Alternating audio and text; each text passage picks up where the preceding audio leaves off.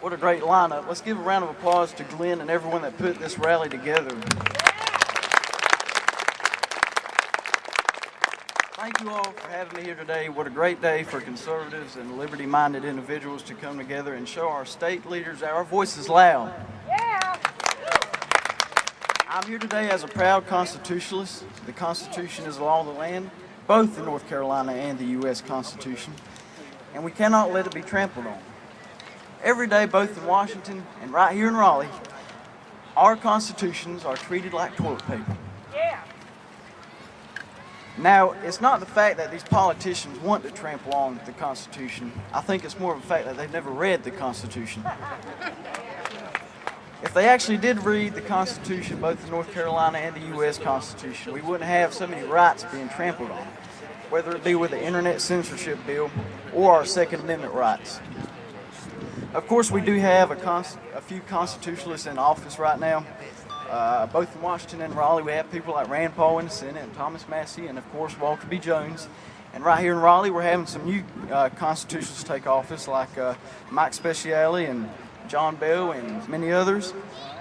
And they're new faces. They have to prove themselves. We lost a great constitutionalist, Glenn Bradley, in this session. But I have faith because I think a lot of apathy in the liberty movement and the constitutionalist movement is starting to decrease significantly. More and more people are getting involved, whether it be through conventions or simply running for office. Whatever it is, despite the age difference, many people are getting involved. So many of you are wondering, why am I so involved? I'm only 15 years old. You may not hear that much. The reason why I'm involved is because I care about my future, and I care about my children's future and my grandchildren's future.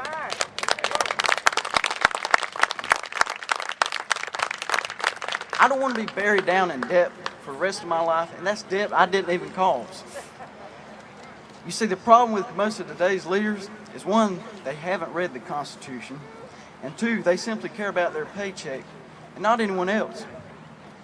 One thing that seriously frustrated me during the whole fiscal cliff debate was that every congressman spoke about which taxes to raise, or just about every congressman spoke about which taxes to raise. Not many of them spoke about where we needed to cut. That's all Washington wants to do is spend, and not talk about cutting spending. Both Raleigh and Washington don't have revenue problems, they have spending problems.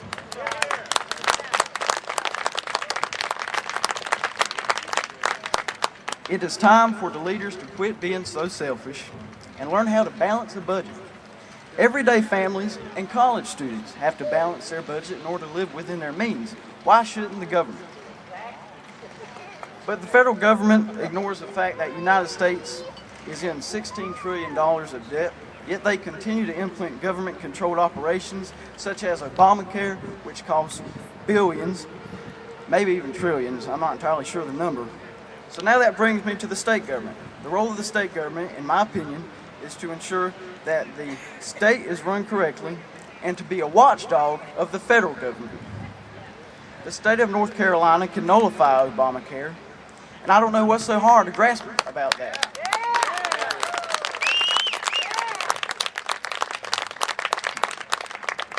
Nullification is the key to all the bad legislation passed in Congress. With the supermajority GOP, we can nullify Obamacare just like that. Other states are starting to do it, and I think North Carolina should do it as well. Right.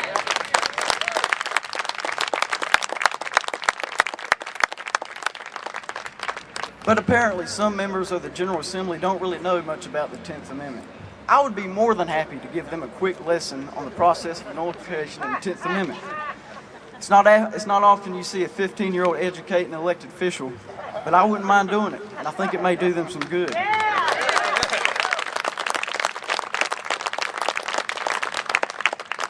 We have to do whatever we can to apply pressure and ensure the government doesn't go out of its restrictions by the Constitution.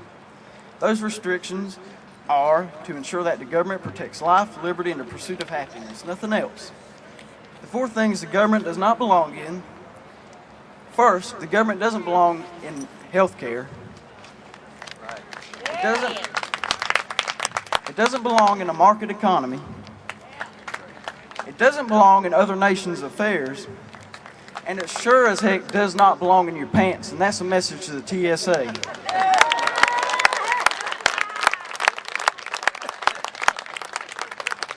I think we're all here to send a message to Pat McCrory and the newly sworn-in General Assembly.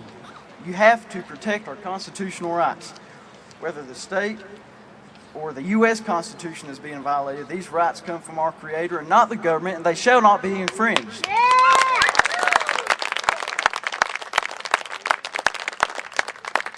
It is very important you get involved.